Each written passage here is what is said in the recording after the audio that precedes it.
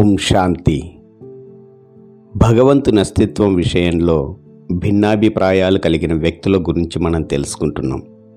గత ప్రవచనంలో భగవంతుని అస్తిత్వాన్ని, గుణాల్ని, విలువల్ని విశ్వసించే ఆస్తికులు, అందులోనూ ముఖ్యంగా ధర్మశాస్త్రాలు, వేదాంతాలు, పురాణాలు, ఇతిహాసాల్లో వర్ణించిన భగవంతుని అస్తిత్వానికి సంబంధించిన కొన్ని ముఖ్యమైన విలువల్ని ఆధారంగా చేసుకుంటూ భగవంతుణ్ణి అంగీకరించే వారికి స్పష్టమైన వివరణ లభించని కారణంగానే భగవంతుని వ్యతిరేకించే నాస్తికుల మధ్య జరిగే వాదనలు విన్నాం. అలాగే భగవంతుని అస్తిత్వాన్ని నిరూపించలేని కారణంగానే ఎటూ తేల్చుకోలేక తటస్థంగా ఉండే ఆజ్ఞేయవాదుల గురించి తెలుసుకున్నాం.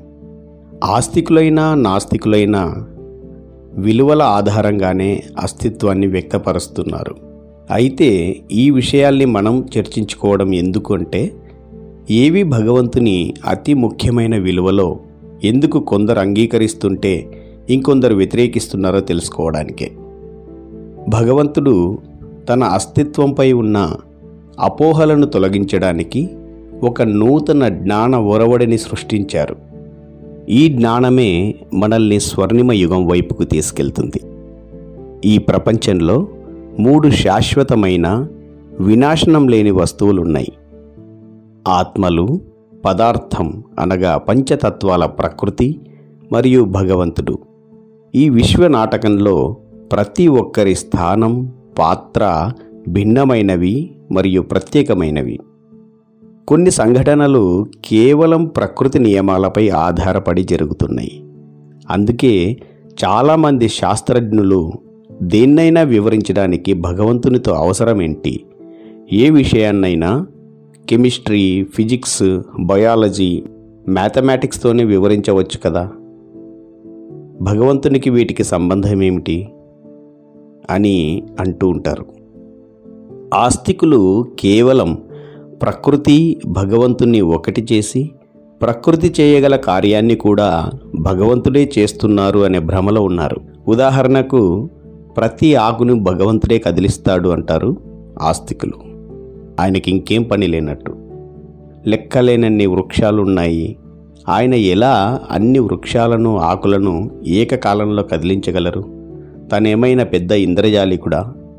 చెట్లు కదులుతున్నాయి, ఆకులు కదులుతున్నాయంటే అవి కదలడానికి కారణం గాలి వీయడం. అంతేకాని వీటికి భగవంతునికి సంబంధం లేదు.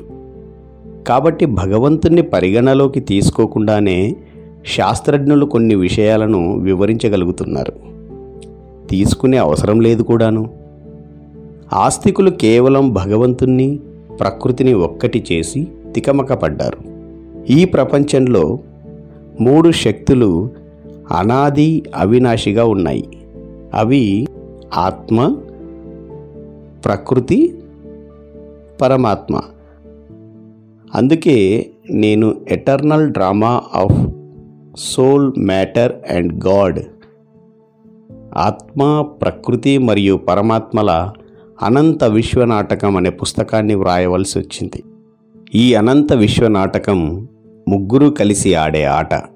మనుషులు ఎవరేమి చేస్తారో తెలియక ఒకరి పాత్రను ఇంకొకరి పాత్రతో ముడిపెట్టారు. కొన్ని ఘటనలు కేవలం ప్రకృతి వలననే సంభవం. ఒక పరీక్ష నాళికలో పొటాషియం క్లోరైడ్, మ్యాంగనీస్ డయాక్సైడ్ కలిపి వేడి చేసినట్లయితే ఆక్సిజన్ వెలువడుతుంది. అంటే పొటాషియం క్లోరైడ్లో ఆక్సిజన్ దాగి ఉంది. అది మ్యాంగనీస్ డయాక్సైడ్ అనేటువంటి ఉత్ప్రేరకాన్ని కలిపి వేడి చేసినప్పుడు బయటికి వచ్చింది. అంతేకాని ఆక్సిజన్ వెలువడడానికి భగవంతునికి సంబంధమేమీ లేదు. ఇలా కొన్ని కేవలం ప్రకృతి యొక్క వింతలు సంభవిస్తూ ఉంటాయి. దీన్నే కుద్రత్ అంటారు భగవంతుడు. ఇది ఉర్దూ, సింధీ పదం. ప్రకృతి నియమాలన్నీ కూడా చాలా అద్భుతమైనవి, అతులనీయమైనవి. పుష్పాల డిజైన్, సుగంధం, ఆకృతి,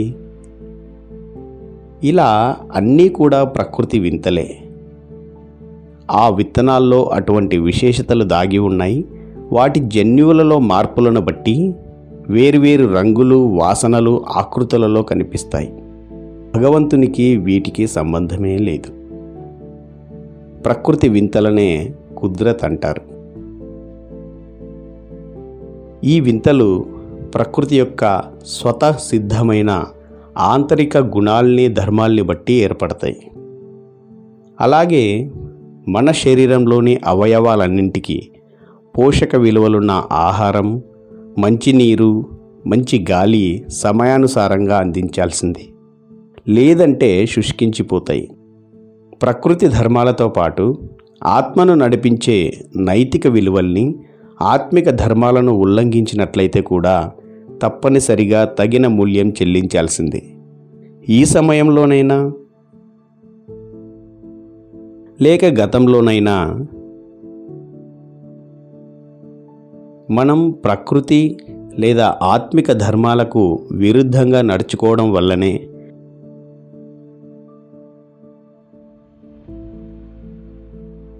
ప్రకృతి, ఆత్మలో అంతర్గతంగా దాగి ఉన్న అనంత శక్తులే నేటి ప్రపంచంలో ఇన్ని రకాల బాధలు, దుఃఖము, అశాంతి, వ్యాధుల్ని కలిగిస్తూ ఉన్నాయి. అంతేకాని భగవంతుడే తన ఇష్టానుసారంగా మనకు కష్టాలు, బాధలు పెడుతున్నారని కాదు. ప్రకృతి లేదా ఆత్మిక ధర్మాల్ని ఉల్లంఘించడమే దుఃఖానికి కారణం. ఆకలి వేసినప్పుడు భోజనం చేయకపోయినా, దాహం వేస్తున్నప్పుడు నీరు త్రాగకపోయినా వీటి కొరత కారణంగానే శరీరంలో రకరకాల మార్పులు వచ్చి రోగాలకు కారణమవుతున్నాయి. భగవంతుడు మనకు ఈ నియమాలని, ధర్మాలని తెలియచేసి దుఃఖము, అశాంతి నుండి విడుదల చేస్తారు. ఇదే భగవానుని శ్రీమతం. శ్రీమతం మనం ఎలా నడుచుకోవాలి, ఎలా మాట్లాడాలి, ఎలా ఆలోచించాలి, ప్రకృతితో, జీవజంతువులతో ఎలా నడుచుకోవాలి, ఇతర మనుషులతో ఎలా సంబంధాన్ని నిభాయించాలి నేర్పిస్తుంది. ఇటువంటి జ్ఞానమే ముక్తిని ప్రసాదిస్తుంది. ఆ జ్ఞానాన్ని ఇవ్వడానికే భగవంతుడు రావాల్సి వస్తుంది. ఆయన తప్పక ముక్తిదాత. కానీ ఎలా? ఆలోచించండి. భక్తులు భగవంతునికి అన్నీ తెలుసు కాబట్టి తనే జ్ఞానసాగరుడు, ముక్తిదాత అంటారు. కానీ మనం తెలుసుకునే జ్ఞానం మన సమస్యలు, దుఃఖము, అశాంతిని దూరం చేసేలా ఉండాలి. అదే అసలైన జ్ఞానం. లేదంటే భగవంతునితో, అటువంటి జ్ఞానంతో మనకు అవసరమేంటి? జన్మ జన్మల దాహాన్ని తీర్చే ఇటువంటి జ్ఞానాన్ని ఇవ్వడమే భగవంతుడు మనపై చూపించే ప్రేమ, దయ, కరుణ, సహాయం అన్నీను. ఆస్తికులలో రెండవ రకం వారైన భక్తుల గురించి, వారి భావనల అనుసారంగా ఎలా భగవంతుని పూజిస్తున్నారో, ప్రార్థిస్తున్నారో, వేడుకుంటున్నారో తెలుసుకుందాం. భక్తులందరూ భగవంతునిపై భావనాపూర్ణమైన ప్రేమతత్వాన్ని కలిగి ఆయా భావనల అనుసారంగానే భగవంతుణ్ణి ప్రార్థిస్తూ, వేడుకుంటూ, పూజిస్తూ ఉంటారు. మా ఆత్మ, మా మనసు భగవంతుణ్ణి సంపూర్ణంగా విశ్వసిస్తుంది. ఇక మాకు ఎటువంటి ఆధారాలు, వాదనలతో అవసరం లేదు అని భక్తులు చెబుతూ ఉంటారు.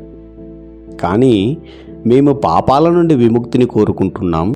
అందుకే భగవంతుణ్ణి పూజిస్తూ, ప్రార్థిస్తూ, వేడుకుంటూ ఉన్నాం. ఎందుకంటే భగవంతుడే అత్యంత పవిత్రుడు, గత జన్మ, ఈ జన్మలలో చేసిన పాపాల నుండి రక్షించేవాడు, మమ్మల్ని పవిత్రంగా చేసేవాడు అని చెప్తూ భక్తులు ఎంచుకున్న విలువ పవిత్రతా సాగరుడు, దయామయుడు, ముక్తిదాత. అందుకే భగవంతుణ్ణి తెలుసుకుని ఆయన నుండి ముక్తి పొందే మార్గాన్ని భక్తులందరూ ఆశ్రయిస్తూ ఉంటారు. మేము భగవంతుణ్ణి పూజిస్తున్నాం, కానీ ఆయన ఎవరో యథార్థంగా మాకు తెలియదు. అయినా కూడా ఆయన్ను ప్రార్థిస్తూ ఉంటే ఏదో ఒక రోజు తప్పక ఆయన కరుణా కటాక్షాలు మా మీద ఉంటాయి అని చెప్తూ భక్తులు పూజిస్తూ ఉంటారు. ఇంకొందరు భక్తులు మానసిక అలజడి, కుటుంబ సమస్యలు, వ్యాపార సమస్యలతో విసిగి ఇతరుల చేతిలో మోసపోయి పొరుగు వారందరూ స్వార్థపరులే, మనవారే అనుకుని మనం ఎంతమందిని ఆపదల్లో ఆదుకున్నా మనకు అవసరమైనప్పుడు ఎవరూ సాయం చేయరు. మిత్రులు, బంధువులు అందరూ కూడా స్వార్థపరులే.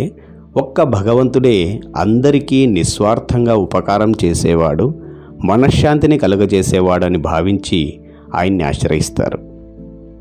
భక్తులు కర్మ సిద్ధాంతాన్ని కూడా అంగీకరిస్తారు.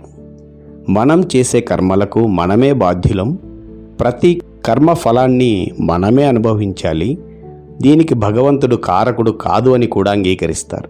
అయినప్పటికీ భగవంతుడే మన గత జన్మ వర్తమాన పాపకర్మల భారాల నుండి విడుదల చేస్తారు, తిరిగి మనం పాపాలు చేయకుండా ఉండే శక్తిని అందించి కాపాడతారు అని భావిస్తారు. అందుకే నయనహీనులకు దారి చూపండి ప్రభు, అడుగడుగునా మేము ఎదురుదిబ్బలు తింటున్నాం అని గాయనం చేస్తూ భగవంతుణ్ణి ముక్తిదాత, రక్షకుడు, పాప విమోచకుడు, పతిత పావనుడు అని కొనియాడుతూ ఉంటారు.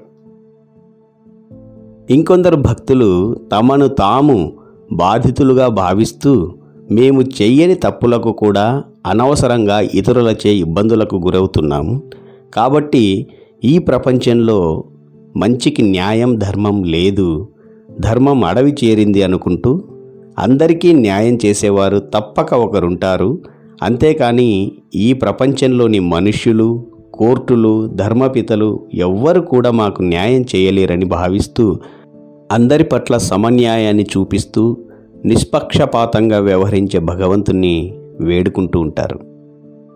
వివిధ ధర్మాలలో కూడాను భగవంతుడు చనిపోయిన తర్వాత సమాధి నుండి మేల్కొల్పి అందరికీ అంతిమ తీర్పు ఇస్తారు తప్పకుండా అని అనేక ధర్మాల వారు అంగీకరిస్తారు. మరికొందరు భగవంతుడు సర్వశక్తివంతుడు, ఒకవేళ భక్తితో, భజనతో, ప్రార్థనలతో తను ప్రసన్నం చేసుకున్నట్లయితే మనకు శక్తుల్ని ప్రసాదిస్తారు. గీతలో చెప్పబడినట్లు పత్రం పుష్పం ఫలం తోయం యోమే భక్త్యా ప్రయచ్చతి. భక్తితో, ప్రేమతో, ఫలాపేక్షరహితంగా ఏది సమర్పించినా నేను స్వీకరిస్తాను అని భగవంతుడు భగవద్గీతలో చెప్తారు. సర్వశక్తివంతుడు అంటే ఏది ఎలా చేసినా అంతా ఆయన ఇష్టమని భావిస్తారు భక్తులు. తన ఇష్టానుసారంగానే మనం నడుచుకోవాలి అనుకుంటారు. అందుకే సర్వశక్తివంతుడు అనే పదాన్ని భక్తులు కూడా సరిగా అర్థం చేసుకోలేకపోయారు. ఇంకొందరు భక్తాగ్రేసరులు, ఓ భగవంతుడా, మమ్మల్ని అసత్యం నుండి సత్యం వైపుకు, తమస్సు అంధకారం నుండి వెలుగులోకి, మృత్యువు నుండి అమరత్వం వైపుకు తీసుకెళ్ళండి అని అసతోమా సద్గమయ, తమసోమా జ్యోతిర్గమయ, మృత్యోర్మా అమృతంగమయ అని వేడుకుంటూ ఉంటారు. ఎందుకంటే ఈరోజు మనకున్న కష్టాలు, బాధలు, దుఃఖము, అశాంతి అన్నీ కూడా అజ్ఞానం కారణంగానే అని వారి భావన. అందుకే జ్ఞానోదయం కొరకు ప్రయత్నిస్తారు. వారు ఎంచుకున్న విలువ జ్ఞానం. స్వయమే కర్మబంధనాల్లో చిక్కుకున్న మానవులెవరూ మనల్ని కర్మబంధనాల నుండి విడుదల చేయలేరు. ఒక్క భగవంతుడే ముక్తిదాత, సద్గురువు, కరుణాసాగరుడు, మార్గదర్శి, సర్వబంధన ముక్తుడు, అనంతుడు, భోలానాథుడు. ఆయన ఆశీర్వాదం ఉంటే సర్వము పొందగలమని భావించి భగవంతుని ఆశీర్వాదం కొరకు, జ్ఞానం కొరకు ప్రయత్నిస్తూ ఉంటారు. చాలామంది భక్తులు స్వయాన్ని పాపాత్మగా భావిస్తూ మమ్మల్ని పాపాల నుండి రక్షించు అని వేడుకుంటూ ఉంటారు. క్రైస్తవుల బైబిల్లో కూడా ఇలా వ్రాయబడి ఉంది. సృష్టి ఆదిలో ఆదం మరియు హవ్వాలు దేవుడు తినకూడదని చెప్పిన ఫలాన్ని తినడమే అన్నింటికన్నా మూలమైన తొలి పాపం. ఆ పాప భారమే మనందరిపై పడింది. ఇక్కడ ఫలం అంటే స్థూలమైన ఫలం కాదు, అది వర్జిత ఫలం. దేహభ్రాంతి, కామ, క్రోధ, లోభ, మోహం అనేటువంటి ఫలం. ఇప్పుడు భగవంతుడు స్వయంగా చెబుతున్నారు, కామా క్రోధోభిజాయతే. కామ వికారమే అన్ని వికారాలకు మూలం. భలే కామం కూడా దేహభ్రాంతి, దేహాభిమానం కారణంగానే ఉద్భవిస్తుంది. ఆదం హవ్వాలు కూడా వర్జిత ఫలాన్ని స్వీకరించిన తర్వాతే దేహ భ్రాంతి కలిగి అప్పటి వరకు వివస్త్రగా ఉన్నవారు సిగ్గుతో దేహాన్ని కప్పుకున్నారు. ఆదం హవ్వాల సంతానమైన మనమందరం కూడా పాపులమే. కావున మనల్ని పాపరహితుడు మాత్రమే రక్షించగలడు. మనం ఎంత ప్రయత్నించినా పాపాల నుండి బయటపడలేము. ఓ భగవంతుడా, దయాసాగర, మాపై దయ చూపించి మాకు ముక్తిని ప్రసాదించండి అని అంటూ ఉంటారు. ఇంకొందరు అసత్యం, అజ్ఞాన అంధకారం, మృత్యు భయం, ఈ మూడే మన కష్టాలు, పాపాలు, భయాలు, బాధలకు కారణం అని భావిస్తూ మా అజ్ఞానం వలన సత్యాన్ని కూడా ఒక్కోసారి అసత్యంగానే భావిస్తూ చెడు మార్గాన పయనిస్తున్నాము. మమ్మల్ని సత్యమైన మార్గంలో నడిపించు తండ్రి అని వేడుకుంటూ ఉంటారు. వీరు కూడా అసతోమా సద్గమయ, తమసోమా జ్యోతిర్గమయ, మృత్యోర్మ అమృతంగమయ అంటూ ఉంటారు. నేను ఎవరు? ఎక్కడి నుండి వచ్చాను? ఎక్కడికి వెళ్ళాలి? ఏమీ తెలియని గాఢాంధకారంలో ఉన్నాను. ఓ భగవంతుడా, ఓ జ్ఞానసూర్యుడా, నీవు జగత్తును ప్రకాశింపజేసేవాడివి, నాకు జ్ఞానోదయం కలిగించు.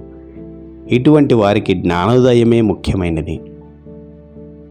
ఇంకా జన్మించిన ప్రతి ఒక్కరికి మృత్యువు తప్పనిసరి. ఏ ఒక్కరూ సదాకాలం జీవించి ఉండలేరు. గత చరిత్రలే దీనికి నిదర్శనం. జన్మించడం, తిరిగి అవే తప్పులు పొరపాట్లు చేయడం, మళ్ళీ మరణించడం ఎందుకు? అందుకే జన్మరాహిత్యం, మోక్షం పొందాలని కొందరు భావిస్తారు. అటువంటి వారికి మోక్షం అనే విలువ ముఖ్యమైనది. మనం ఎల్లప్పుడూ ఆత్మస్థితిలోనే ఉండాలి, సాకార శరీరం అవసరం లేదు అంటారు కొంతమంది. ముక్తి, మోక్షం కావాలంటే భగవంతుని ఆశ్రయించాల్సిందే అని వారి భావన. ఎందుకంటే మానవ మాతృలందరూ ఒక రోజున మరణించేవారే. అటువంటి వారు ఎలా ముక్తి, మోక్షాన్ని ప్రసాదిస్తారు? ఒకవేళ మనుషులు అలా చేయాలి అంటే మొదట వారు స్వయమే మోక్షాన్ని పొందాలి. ఆ తర్వాత ఇతరుల్ని తయారు చేయగలుగుతారు. అంటే పరోక్షంగా భగవంతుడు జ్ఞానసాగరుడు, సత్యం, శాశ్వతం, అజన్మ, అవినాశి, జనన మరణాలకు అతీతుడని భావించి భగవంతుని ప్రార్థిస్తూ ఉంటారు. ఇంకా సత్య అసత్యాల విశ్లేషణ భగవంతునికి మాత్రమే బాగా తెలుసు. మనం మన అల్పబుద్ధితో కొన్నిసార్లు అసత్యాన్ని కూడా సత్యంగా భ్రమ చెందుతూ ఉంటాం. కొందరు సత్యత మరియు వాస్తవికత, ట్రూత్ అండ్ రియాలిటీ మధ్య వ్యత్యాసాన్ని కూడా తెలిపిస్తూ ఉంటారు. ట్రూత్ అనగా సత్యత, రియాలిటీ అనగా వాస్తవికత. రెండూ ఒకేలా కనిపిస్తున్నప్పటికీ రెండింటి మధ్య చాలా వ్యత్యాసం ఉంది. వాస్తవికత అనగా సత్యాన్ని గుర్తించి అనుభవంలోకి తీసుకురావడం. సత్యత అనేది థియరీ, వాస్తవికత ప్రాక్టికల్. సత్యం కూడా పారదర్శక సత్యం, ప్రాపంచిక సత్యం అని రకరకాలుగా ఉంటుంది. సత్యం సమయాన్ని బట్టి మారుతుంది. ఉదాహరణకు విషం విషమే, కానీ కొన్ని రకాల వ్యాధిగ్రస్తులకు అది ఔషధంగా పనిచేస్తుంది. మరి అది విషమా లేక ఔషధమా? ఏది రియాలిటీ? కొందరి దృష్టిలో విషం అనేది రియాలిటీ, ఇంకొందరికి ఔషధం అనేది రియాలిటీ. కాబట్టి వాస్తవాలను అర్థం చేసుకోకుండా, అనుభవం చెయ్యకుండా ముక్తిని సాధించలేం. ఆ నిగూఢ శాంతి స్థితి, ఆనందమయ అవస్థ, స్వయంలో పూర్తిగా మమేకమైన స్థితిని అనుభవం చేయలేం. సత్యాన్ని గ్రహించినప్పుడే ఆత్మ తనకు పట్టిన తృప్పును వదిలించుకుని నిజమైన వెలుగుని ప్రకాశింపజేయగలుగుతుంది. ఆత్మ తన నిజస్థితిని చేరుకోవడానికి ఎన్నో అవరోధాలను అధిగమించాల్సి వస్తుంది. అవి మానసిక, భావోద్వేగ అవరోధాలు కావచ్చు. ఒకవేళ మన మనస్సు నకారాత్మకతతో, బలహీనతలతో, లోపాలతో నిండి ఉంటే అది సత్యాన్ని ఎలా గుర్తించగలుగుతుంది? ఏదైనా వస్తువుని భారం తూచడానికి సరియైన ప్రామాణికం ఉండాలి. ఒకవేళ ఆ ప్రామాణికాలే సరిగా లేకుంటే వస్తువు భారాన్ని సరిగా తూచలేము, నిర్ణయించలేము. థర్మామీటర్ సరిగా లేకుంటే శరీర ఉష్ణోగ్రత తప్పుగా చూపించి ఎన్నో అనుమానాలకు, విపరీత పరిణామాలకు దారితీస్తుంది కదా. మనలోని లోపాలను, బలహీనతలను సరిచేసుకోవడానికి ఒక సాధారణ వ్యక్తికి ఒక జీవితకాలం సరిపోకపోవచ్చు. అందుకే భక్తులు భగవంతుని ఆసరాగా చేసుకుని అసతోమా సద్గమయ అని ప్రార్థిస్తూ ఉంటారు. వారు శాశ్వత సత్యం, జ్ఞాన ప్రకాశం మరియు అమరత్వం, ఈ మూడే ముఖ్యమైనవి, ఇక ప్రపంచంలోని మిగతావన్నీ ఈ మూడింటి నుంచే పొందవచ్చు అని భావిస్తూ ఉంటారు. తెలిసి తెలియక అప్రయత్నంగానే మనుషులు మిగతా విలువల కోసం ఆరాటపడుతూ ఉంటారు. కానీ వాస్తవానికి మానవులందరి లక్ష్యం సత్యం, జ్ఞాన ప్రకాశం, అమరత్వాన్ని పొందడమే. ఇంకొందరు భక్తులు భగవంతుణ్ణి సత్యం, శివం, సుందరం అని చెప్తూ ఉంటారు. ఆయనొక్కడే సత్యం, శాశ్వత సత్యం, కల్తీ లేని సత్యం, సర్వాంగీణ సత్యం. సత్యాన్ని తెలుసుకున్నప్పటికీ ఎవరికి మేలు చేయడం లేదు అంటే ఇక ఆ సత్యం వల్ల ప్రయోజనం ఏంటి? సత్యం అనేది స్వతహాగానే అందరి దరికి చేరుతుంది. ఒకవేళ అది అందరి దరికి చేరనప్పటికీ ఇతరుల సేవ కొరకే ఉపయోగపడుతుంది. మనుషులు కూడా అసత్యాన్ని అంగీకరించరు. భగవంతుడే శివం అనగా సర్వుల కొరకు సదా కళ్యాణకారి, మంగళకారి, శుభకారి అని అర్థం. అందుకే ఆయన గుణాలు, మహిమల ముందు సదా అనే పదాన్ని ఉపయోగిస్తాం. సదా శివ. ఈ విధంగా భలే మనుషులందరూ శాంతి కొరకు ప్రయత్నాలు చేస్తూ ఉంటారు. ఆ విషయంలో నోబెల్ బహుమతులు కూడా పొందుతూ ఉంటారు. కానీ అది సదాకాలం కొరకు ఉండదు, అందరి కొరకు కూడా ఉండదు. కానీ భగవంతుడు ఒక్కడే సదాశివ. ఒక్క శాంతియే కాదు, ప్రేమ, ఆనందం, శక్తి, సహయోగాన్ని అందరికీ ఏకకాలంలో ఒకే మాదిరిగా భగవంతుడు అందించగలుగుతారు. అందుకే ఆయన్ని శివం అంటారు. ఇక సుందరం, beautiful. A thing of beauty is a joy forever అని పాశ్చాత్య కవులు పాడుకున్నారు. మానవుని సౌందర్యం క్షణభంగురమైనది. వయస్సు, ప్రమాదాలు, రోగాలు వారి సౌందర్యాన్ని పాడు చేయవచ్చు. ఒకవేళ కొందరి శరీరం సుందరంగా ఉన్నా మనసు సుందరంగా ఉండకపోవచ్చు. ఎప్పుడు మూఢిగా, కోపంగా, వారిని చూస్తేనే భయం వేసేలా ఉంటారు కొందరు. ఇంకా మైక్రోస్కోప్లో చూసినట్లయితే మానవ శరీరం అంతా రంధ్రాలే. ఆ రంధ్రాల్లో ఎవరెవరు నివాసం చేస్తున్నారో మనకు బాగా తెలుసు. ఒకప్పుడు చంద్రుడు కూడా చాలా అందంగా ఉన్నారు అని అనుకునేవారు. కానీ ఎన్ని మచ్చలున్నాయో వైజ్ఞానికులు నేడు కనిపెట్టారు కదా. కాబట్టి సదాకాలం కొరకు శాశ్వత సుందరుడు ఒక్క భగవంతుడే. ఆయన సుందరత గుణాలతో కూడినది. ఆ సుందరతను సమయం కానీ ఏ ఇతర శక్తి కానీ పాడు చేయలేవు అని భక్తులు భావిస్తూ ఉంటారు. God is perfectly and most beautiful. మనుషులు సాగర తీరాలకు, విహారయాత్రలకు, ప్రకృతి సౌందర్యాన్ని ఆస్వాదించడానికి వెళ్తారు. కావున మనుషులు సత్యం, శివం అనగా శుభం, కళ్యాణం, మంగళం మరియు గుణాల సుందరతనే కోరుకుంటారు. వాటి కొరకే ప్రయత్నిస్తారు. అయితే భగవంతుడు స్వయమే ఆ గుణాల సంపన్నుడు. కేవలం సంపన్నుడే కాదు, దాత కూడాను. మనుషుల్లో కూడా చాలామంది సంపన్నులు ఉన్నారు. కొందరు సంపదను స్వయం ఉపయోగించరు, ఇతరులకు ఖర్చు పెట్టరు. ఒకవేళ మరణిస్తే అది ఎవరికీ చెందకుండా పోతుంది. కానీ భగవంతుడు తనదంతా తన సంతానమైన మన కోసమే, అది కూడా జాతి, కుల, మత, వర్ణ, వర్గ భేదాలు లేకుండా అందరికీ పరిమితి లేకుండా కరుణిస్తారు. కేవలం వాటిని తీసుకోగల స్థోమత సంపాదించుకోవడం మన బాధ్యత. ఇంకొందరు ప్రపంచంలో నైతికత, నైతిక నియమాలు పనిచేస్తున్నాయి అంటారు. నిజాయితీ, వినయం, విధేయత ఇలాంటి విలువలు జీవనాన్ని సుఖవంతం చేస్తాయి. ఇవి లేకుండా జీవనాన్ని సుఖమయంగా ఊహించలేము. కావున విలువలతో కూడిన సమాజాన్ని నిర్మించడం మనందరి నైతిక బాధ్యత. కానీ విలువల్ని ఒకదానితో ఒకటి పోల్చడం ద్వారా వివరిస్తారు.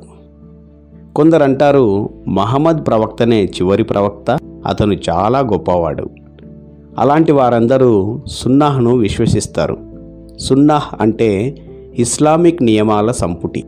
మహమ్మద్ ప్రవక్త జీవిత కాలంలో ఎటువంటి విలువలతో జీవించారు, ఏ సందర్భంలో ఎలా వ్యవహరించారో ఆయన ప్రబోధనలను, ఇస్లామిక్ నియమాలను సున్నాహ్ తెలియజేస్తుంది. మరికొందరు అంటారు, లేదు యేసుక్రీస్తు అందరికన్నా గొప్పవాడు, అన్ని విలువలు కలిగినవాడు. ఇంకొందరు బుద్ధుడు గొప్పవాడు అంటారు. అందుకే ప్రపంచంలో ఇన్ని ధర్మాలు, మతాలు. ఇవన్నీ కేవలం నమ్మకాలపైనే కాదు, నైతికతను కూడా ఇందులో జోడించారు. ఒకరితో మరొకరిని పోల్చుతారు. కొందరు మహమ్మద్ ప్రవక్తను, కొందరు క్రీస్తును, ఇంకొందరు బుద్ధుణ్ణి, కొందరు శంకరాచార్యుని గొప్పవాడిగా వర్ణించారు. అసలు వీరందరినీ గొప్పవారిగా వర్ణించడానికి కొలబద్ద ఏమిటి? గణిత శాస్త్రంలో కోఆర్డినేట్ జామెట్రీ, ఆల్జిబ్రాలో ఎక్స్ యాక్సిస్, వై యాక్సిస్ గీసి రెండు ఏకీభవించే స్థానాన్ని కేంద్ర బిందువుగా వర్ణిస్తారు. ఈ అక్షాలను బట్టే భూమండలంపై భూమధ్య రేఖ కేంద్రంగా ఏదైనా స్థానాన్ని తెలియజేస్తారు. అంటే భూమధ్య రేఖ అనేది అన్నిటికీ రెఫరల్ పాయింట్. భూమధ్య రేఖను ఆధారంగా చేసుకుని ప్రపంచంలోని ఏ స్థానాన్నైనా తూర్పున, పశ్చిమాన, ఉత్తరాన ఎక్కడ ఉందో చెప్పగలుగుతాం. కాశ్మీర్ ఉత్తరాన ఉంది అన్నామంటే అర్థం ఢిల్లీతో పోల్చినప్పుడు అది సరిగా ఉంది. కానీ చైనాతో పోలిస్తే అది దక్షిణాన ఉంది. సరే, నిజాయితీ, నమ్రత, విధేయత, సహయోగం ఇలాంటి విలువలకు ప్రామాణికం రెఫరల్ పాయింట్ ఎవరు? ఒకవేళ రెఫరల్ పాయింట్ లేదు అంటే వివాదాలు తలెత్తుతాయి కదా. ఎవరినైతే మనం ఆదర్శవంతులుగా భావిస్తున్నామో, మహమ్మద్ ప్రవక్త, క్రీస్తు, బుద్ధుడు, నానక్, దయానంద్ సరస్వతి, శంకరాచార్యులు మొదలైన వారందరూ కూడా ఒక్క భగవంతున్నే ప్రామాణికంగా, ఆదర్శంగా తీసుకున్నారు. ఎందుకంటే భగవంతునిలో అన్ని విలువలు ఉన్నాయి. ఆయన నుండే మనం గ్రహించాలని వారు భావించేవారు. దీన్ని బట్టి భగవంతుడే అందరికన్నా ఉన్నతమైన, ఖచ్చితమైన ప్రామాణికం, ఆదర్శవంతుడు, అతి పవిత్రుడు అని అర్థమవుతుంది. పవిత్రతలో ఆయనకు ఆయనే సాటి. భగవంతుని తెలుసుకోకుండా నైతిక విలువల్ని ఎలా పరిగణించగలుగుతాము? ఎందుకంటే విలువలు ఒక్కో దేశంలో, ఒక్కో ధర్మంలో ఒక్కో విధంగా పరిగణలోకి తీసుకోవడం జరిగింది. ఏది మంచో ఏది చెడో ఎలా తెలుసుకోగలం? కొందరు మాంసం తినమంటే ఇంకొందరు మాంసం తినవద్దు అంటారు. కొందరు మాంసాహారం తినడం అంటే జీవుల్ని హింసించి హతమార్చడం అని చెప్తుంటే, ఇంకొందరు అదేమీ హింస కాదు, ఒకవేళ మనం చంపకపోతే ప్రపంచంలో పక్షులు, జంతువుల సంఖ్య పెరిగిపోతుంది అని అంటుంటారు. కాబట్టి నైతికతకు సంబంధించినంత వరకు ఒక్క భగవంతుడే కేంద్ర స్థానం. తను మాత్రమే ఏది మంచి, ఏది చెడు తెలిపించగలరు. ఇంకొందరు భక్తులు బ్రహ్మచర్యాన్ని గొప్ప విలువగా భావిస్తారు. అందుకే క్రైస్తవులలో బిషప్, నన్స్, హిందూ ధర్మంలో సన్యాసులు బ్రహ్మచర్యాన్ని పాటిస్తారు. జైన ధర్మంలో కూడా బ్రహ్మచర్యానికి ప్రముఖ స్థానాన్ని ఇచ్చారు. అయితే కొన్ని ధర్మాల్లో బ్రహ్మచర్యం అవసరమే లేదు అంటారు. కొందరు ఏకపత్ని వ్రతాన్ని ప్రోత్సహిస్తే ఇంకొందరు బహుభార్య తత్వాన్ని ప్రోత్సహిస్తారు. కాబట్టి ఏది అసలైన ప్రామాణికం? భగవంతుడు ఒక్కరే అసలైన నైతిక విలువల్ని, నియమాల్ని తెలిసినవాడు. ఆయన్ని అందరూ తప్పక తెలుసుకోవాలి. అయితే కొందరు భగవంతుని మేమెందుకు తెలుసుకోవాలి అంటారు. భగవంతుడు అంటే ప్రేమ ఉంది అనుకుందాం, కానీ ఆ ప్రేమ కూడా ఎందుకు ఉండాలి అంటే మాకు తెలియదు అంటారు కొందరు. కానీ భగవంతుడు ప్రేమ సాగరుడు. ఆయన కూడా మమ్మల్ని ప్రేమిస్తున్న అనుభవం అయితే కలుగుతూ ఉంటుంది. అందుకే ఆయన్ని మేము ప్రేమించాలి అంటారు. అంతే. ఇక ఎందుకు అనే ప్రశ్నలతో పని లేదు. ఒకవేళ మీరు ప్రతిదానికి ప్రశ్నిస్తుంటే అన్నింటికీ కారణాలు మేము చెప్పాలా? మీ ప్రశ్నలకు అంతం ఉండదు అని చాలామంది భక్తులు ఎదురు ప్రశ్నలు వేస్తూ ఉంటారు. జీవితంలో ప్రేమ కొరవడిన వారు, ప్రేమ భగ్నమైన వారు నిస్వార్థమైన సదాకాలం ప్రేమ కోసం తపించి భగవంతుణ్ణి ఆసరాగా చేసుకుంటూ ఉంటారు. ఇంకొందరు భక్తులు భగవంతుణ్ణి సత్ చిత్ ఆనంద స్వరూపంగా భావిస్తారు. సత్ అనగా సత్యం, సదా ఉండేవాడు, శాశ్వతమైనవాడు అని అర్థం. విశ్వంలో పదార్థం యొక్క ఉనికి శాశ్వతమైనది, సత్యమైనది. కానీ ప్రకృతి చైతన్యమైనది కాదు. ఆత్మలు సత్యమైనవి, చైతన్యమైనవి. అంటే ఆత్మల్లో ఈ ప్రకృతి పదార్థాలకు సంబంధించిన స్వయం ఆత్మ యొక్క ఉనికికి సంబంధించిన జ్ఞానం, స్మరణ శక్తి, నిర్ణయ శక్తి, భావనా శక్తి సంపూర్ణంగా ఉంది. ఆత్మలు సత్ చిత్ అనగా శాశ్వతమైనవి, సత్యమైనవి, చైతన్యమైనవి, కానీ ఆనందకరమైనవి కావు. కొందరు యోగులు, సన్యాసులు, మహాత్మలు కొంతవరకు సాధన ద్వారా ఆనందాన్ని పొందగలిగారు. అది కూడా సదాకాలం కొరకు కాదు. కానీ ఒక్క భగవంతుడు మాత్రమే సదా సచ్చిదానంద స్వరూపుడు. స్వరూపమనగా ఎటువంటి కల్తీ లేని సంపూర్ణమైన వాడు అని అర్థం. భగవంతుడు అంటేనే ఆనందం, ఆనందం అంటేనే భగవంతుడు. అరటిపండు, ఖర్జూరం లాంటివి తీయగా ఉంటాయి. కానీ చక్కెర స్ఫటికాలు స్వచ్ఛమైన తీపి స్వరూపాలు. అందులో అణువణువు తీయదనమే. అంటే చక్కెర తీపి స్వరూపం, ఖర్జూరం, అరటిపళ్ళు తీయదనాన్ని కలిగి ఉన్నాయి. కావున ఇటువంటి వారందరికీ ఆనందం అనేది అతి ముఖ్యమైన విలువ. కొందరికి ఆనందం కొరకు ధనం ముఖ్యమంటారు. కార్ల్ మార్క్స్ పదవి ముఖ్యమంటాడు. సిగ్మండ్ ఫ్రాయిడ్ కామమే అన్నిటికీ ముఖ్యమంటాడు. కానీ ఆనందం అనేది నిరాధారమైనది. ధనం, పదవి, కామం, మనుషులు, పరిస్థితులు ఇలా ప్రపంచంలోని ఏ వస్తువుపై ఆనందం ఆధారపడి లేదు. అది ఆత్మ యొక్క అత్యున్నత ఆంతరిక స్థితి, జీవన గమ్యం. ప్రపంచం మనకు సామ్రాజ్యాల్ని ఇవ్వచ్చు, సంపదను ఇవ్వచ్చు, కానీ ఆనందాన్ని మాత్రం ఇవ్వలేదు. ఆనందాన్ని చవిచూసిన వారు అన్నింటినీ వదులుకోవడానికైనా సిద్ధంగా ఉంటారు, కానీ ఆనందాన్ని మాత్రం వదులుకోరు. అలెగ్జాండర్ భారతదేశ దండయాత్రకు బయలుదేరినప్పుడు అతని గురువైన అరిస్టాటిల్ దగ్గరికి వెళ్ళి ఆశీర్వాదాలు తీసుకుని, నేను భారత్ దండయాత్రకు వెళ్తున్నాను, నీ కొరకు ఏదైనా కానుక తేవాలని అడగ్గా దానికి అరిస్టాటిల్, ఒక భారతీయ యోగిని నాకు కానుకగా తీసుకురా అని చెప్పారు. కానీ యుద్ధానంతరం అలెగ్జాండర్కు ఎంత ప్రయత్నించినా ఒక్క యోగి కూడా తన వెంట రావడానికి ఆసక్తి కనపరచలేదు.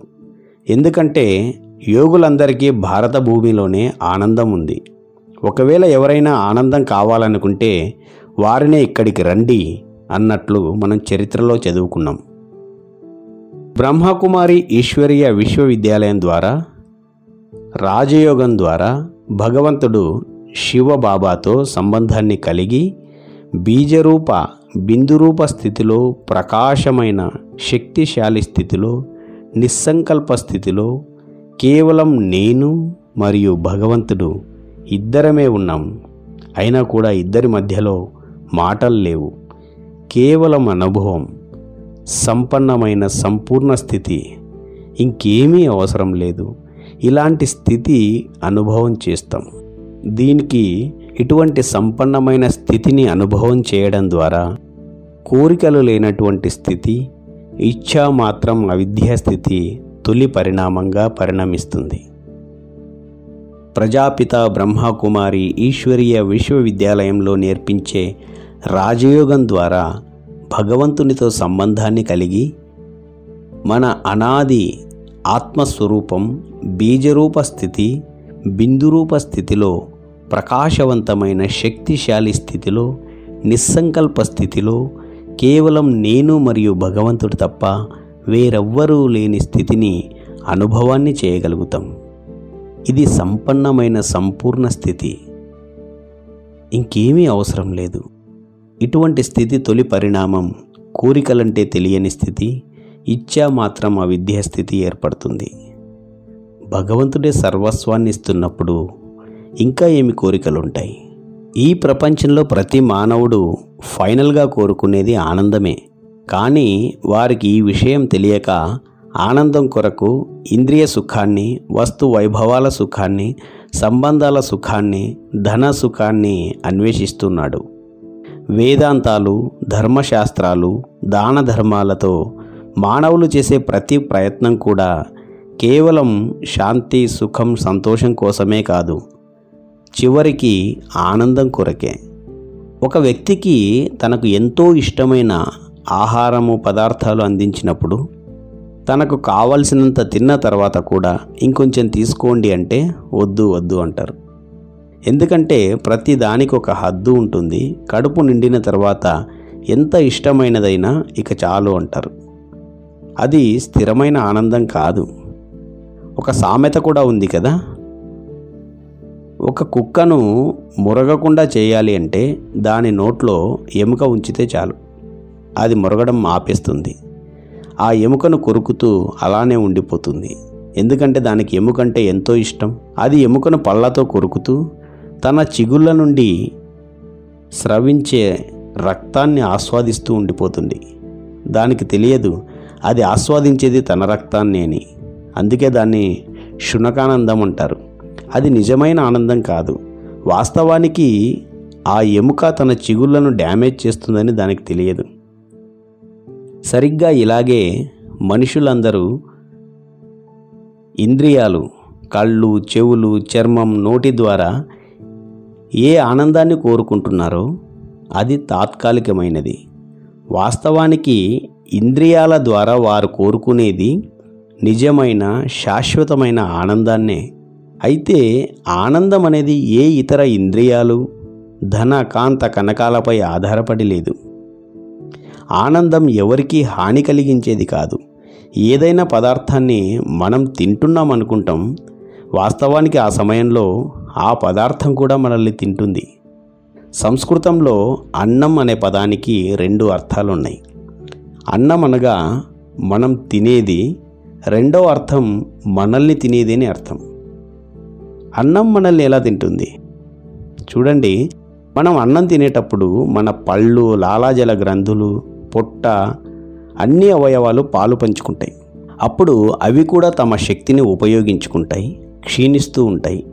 తిన్న తర్వాత కూడా అన్నాన్ని అరిగించడానికి, శక్తిగా తయారు చేయడానికి, వ్యర్థాలను బయటికి పంపించడానికి ఎంతో శక్తి అవసరం.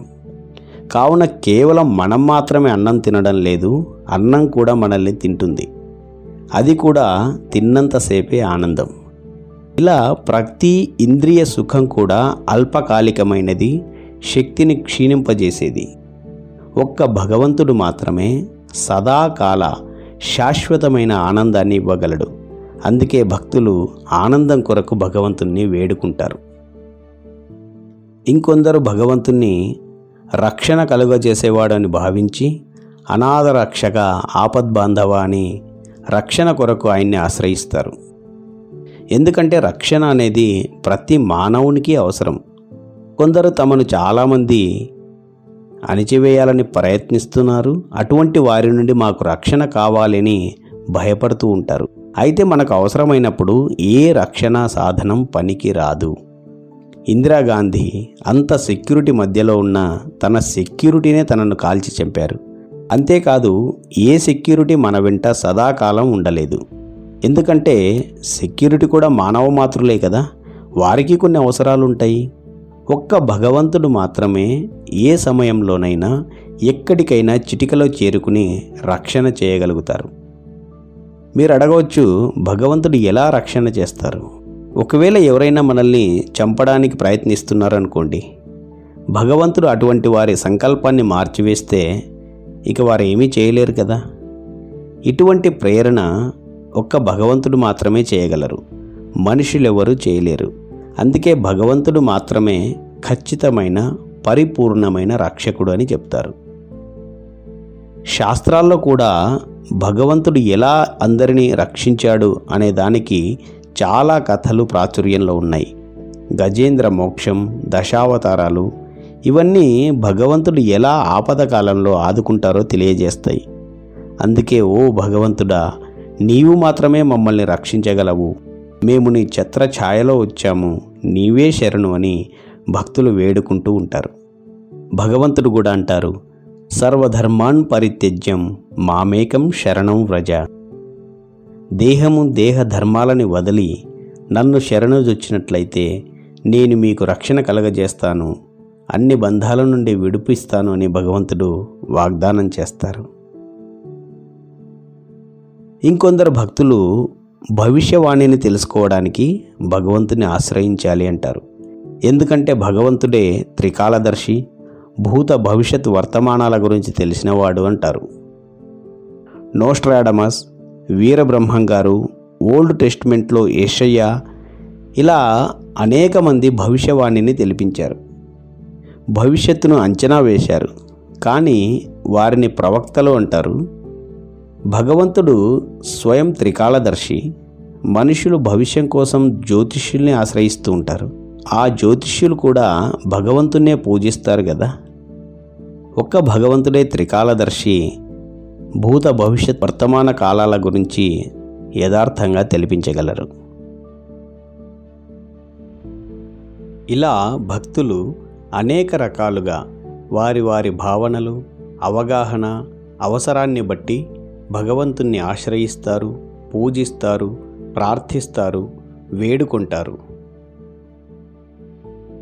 తర్వాతి ప్రవచనంలో భగవంతుని అస్తిత్వాన్ని అంగీకరించే ఆస్తికులు చెప్పే జ్ఞానం సత్యమైనదా, లేక భగవంతుని అస్తిత్వాన్ని వ్యతిరేకించే నాస్తికులు చెప్పే జ్ఞానం సత్యమైనదా, అసలు భగవంతుని అస్తిత్వం వాస్తవమా, లేక ఆయనకు సంబంధించిన యథార్థమైన జ్ఞానం అందుబాటులో లేని కారణంగా మనం తెలుసుకోలేకపోయామా, భగవంతుడు ఎవరు, ఆయనకు మనకు గల సంబంధం ఏమిటి, భగవంతుని సత్య స్వరూపం ఏమిటి, ఏ సమయంలో ఈ సృష్టిలో అవతరిస్తారు, అవతరించి ఎలా సృష్టి పరివర్తన కార్యాన్ని చేస్తున్నారు, అసలు మనం భగవంతుణ్ణి, ఆయన అందించే సంపూర్ణ జ్ఞానాన్ని ఎందుకు తెలుసుకోవాలి, తెలుసుకోవడం వలన ఏమిటి లాభం, తెలుసుకోకపోతే ఏమిటి నష్టం, మున్నగు విషయాలని ధార్మిక, ఆధ్యాత్మిక, శాస్త్ర, విజ్ఞాన సహితంగా ప్రజాపిత బ్రహ్మకుమారి ఈశ్వరీయ విశ్వవిద్యాలయం ద్వారా భగవంతుడే స్వయంభూగా అవతరించి ఎలా తెలియజేస్తున్నారో తెలుసుకుందాం.